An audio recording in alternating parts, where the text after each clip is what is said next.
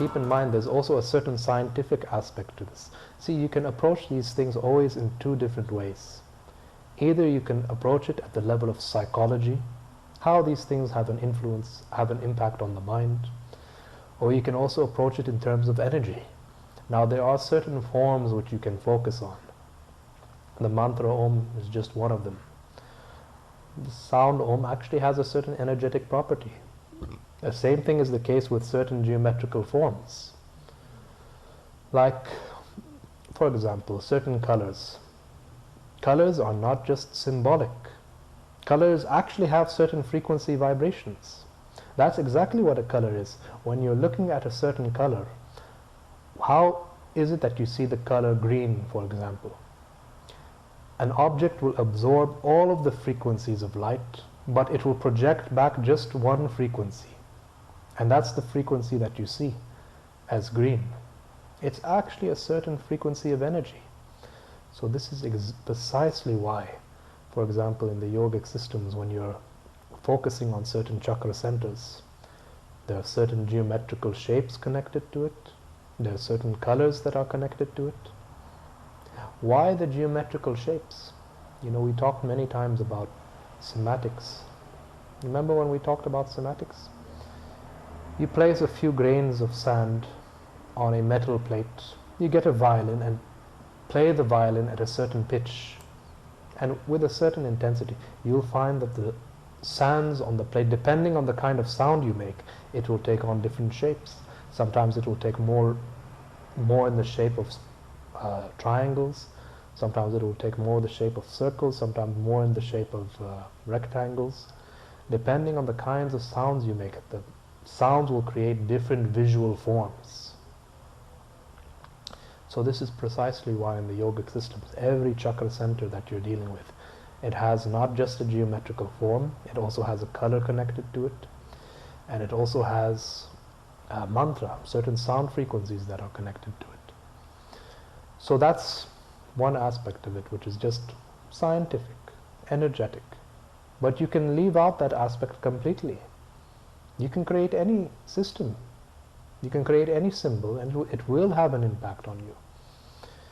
If there's a very strong link in your mind between what the symbol represents, then it can become like a key. It can become like a door to access those levels of your being. Is that clear? Yeah. So some mantras, for example, some mantras, like the sound Om, that has specific scientific energetic properties. But it's not always the case with other mantras.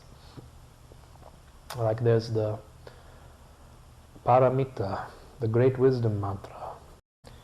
It goes Gati, Gati, Paragati, Bharasangati, Bodhi Svaha. Now those words have meanings which are specific to that language. It means gone, gone, gone beyond. Gone utterly beyond. Praises to enlightenment. Now those kinds of mantras, those are the kinds of mantras which are more poetic. They're more artistic. You give them the meaning that you want. And you can literally create any statement and create a mantra out of it. You know, for some Christians, their mantra is Hail Mary, Hail Mary, Hail Mary. For others, it's Hare Krishna, Hare Krishna, Hare Krishna. For others, it's Ram, Ram, Ram. Ram is one of the entities in Hinduism. So you can leave out completely the scientific dimension of it. And you can approach it as a kind of devotion. So you can create, you know, in psychology, they have what they call affirmations. Just certain affirmations you repeat to yourself. Let's say, like, for example, be more compassionate. And just by repeating the affirmation again and again with very strong intention, with very strong focus, with a certain one-pointedness, it becomes a mantra, doesn't it? Anything can become a mantra. So if you feel the need to create your own mantras, feel free. The real key of it is awareness. One-pointed awareness, one-pointed sharp attention, where all you're pouring your whole being into the mantra. And there eventually comes a point, if your energies are crystallized enough, you become the mantra.